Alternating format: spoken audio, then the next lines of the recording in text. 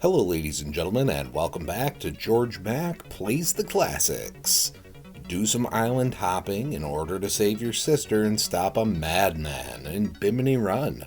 The hero of our story, Kenji O'Hara, likes fast cars, fast boats, and fast women. He'll be able to hop in his high-power speedboat and show off his skills because the evil Dr. Orca has kidnapped his twin sister.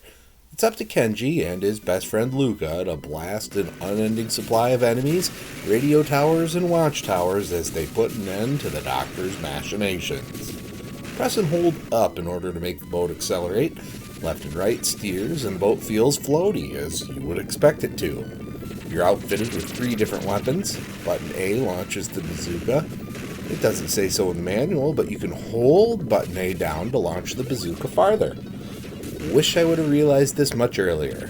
I died a lot running into islands trying to get close enough to hit them. Button B shoots at surface level and is useful for taking out enemy boats and other water-based creatures.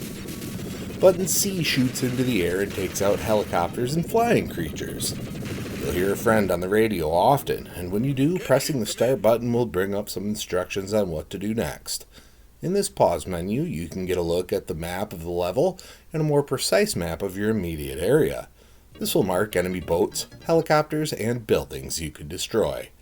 Levels have some sort of objective that must be achieved, whether it's shooting a specific enemy, destroying towers, or finding the right house.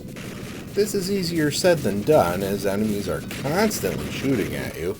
You're constantly running ashore when trying to blow things up on the beach, and they'll even try to ram you. You're given a number of lives to start that decrease as you get hit, but if you're not careful, you'll run out of gas and have to start all over, regardless of the number of lives you have left. As you try to find Dr. Orca's hideout, you enter the Bermuda Triangle, which disables your radar. Instead, you follow the mermaid named Marlena as she sings her siren song.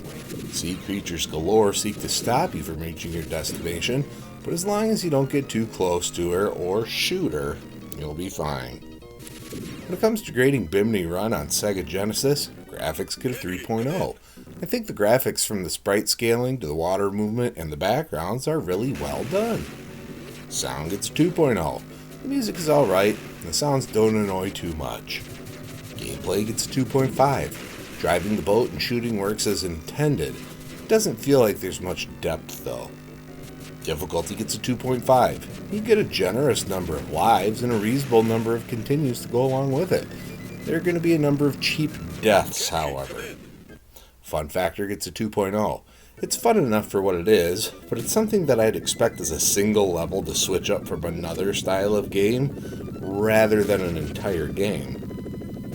Overall, Bimini Run earns a 2.4 and gets a C+. I usually don't care for behind-the-back shoot-'em-ups, but this one worked well enough that I think people would get enjoyment out of it. Well, that's going to do it for me for today. Please make sure to like this video, let me know what you think of Bimini Run in the comments, and please subscribe to Head Drop Productions here on YouTube, because we want you here for each and every video we release, because it is your destiny.